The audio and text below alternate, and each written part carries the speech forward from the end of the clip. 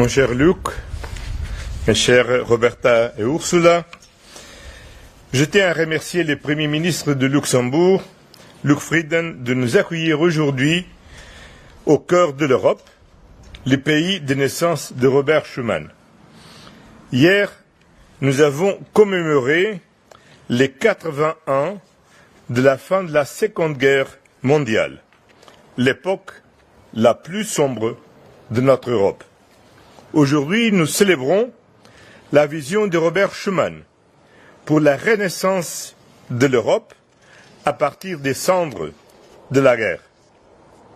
Mais cette vision ne portait pas seulement sur la reconstruction. C'est une feuille de route pour la paix, une paix durable et une prospérité partagée. Elle a jeté les bases de l'Union européenne que nous connaissons aujourd'hui. Schuman l'a clairement affirmé, la paix et l'intégration européenne vont de pair. Pas un simple cessez-le-feu, pas une paix froide, mais une paix réelle, durable, globale. Aujourd'hui, cette vision est mise à l'épreuve comme jamais depuis une génération, alors que la guerre est revenue sur notre continent avec l'invasion de l'Ukraine par la Russie. C'est pourquoi l'Europe doit continuer à soutenir l'Ukraine jusqu'à ce que l'Ukraine obtienne une paix aussi globale, aussi juste et aussi durable, comme on l'a bâti dans ces 65 années. Mais l'ambition de la déclaration de Schuman allait au-delà des frontières de l'Europe. Et sa première phrase était claire. La paix mondiale ne saurait être sauvegardée sans des efforts créatifs à la mesure des dangers que la menacent.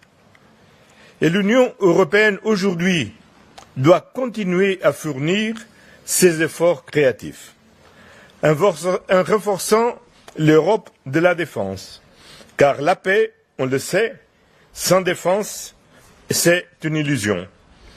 En élargissant et approfondissant son réseau de partenariats mondiaux, notamment grâce à une politique commerciale ambitieuse, en accélérant l'élargissement, car l'élargissement est le meilleur investissement géopolitique qu'on peut faire, et en respectant cette promesse fondamentale faite aux citoyens européens, assurer la prospérité, le progrès social et la solidarité.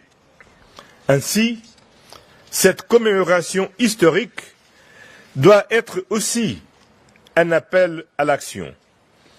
Et résistons à la tentation du pessimisme, tout comme l'ont fait les pères fondateurs de notre Europe, alors que le continent était en ruine.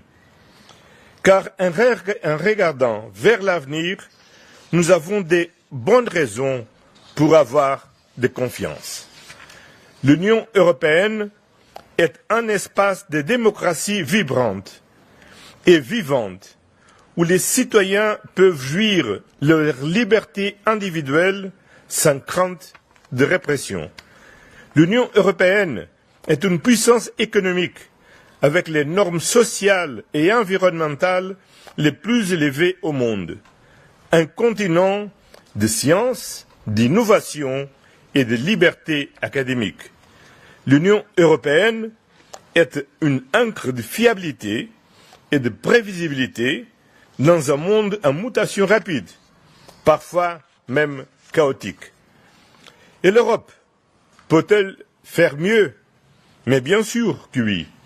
On peut toujours faire mieux, et bien sûr qu'elle le fera. Car lorsque les Européens choisissent l'unité, lorsqu'ils choisissent d'agir en tant qu'équipe Europe, comme les 75 dernières années l'ont démontré, tout est possible. Merci beaucoup.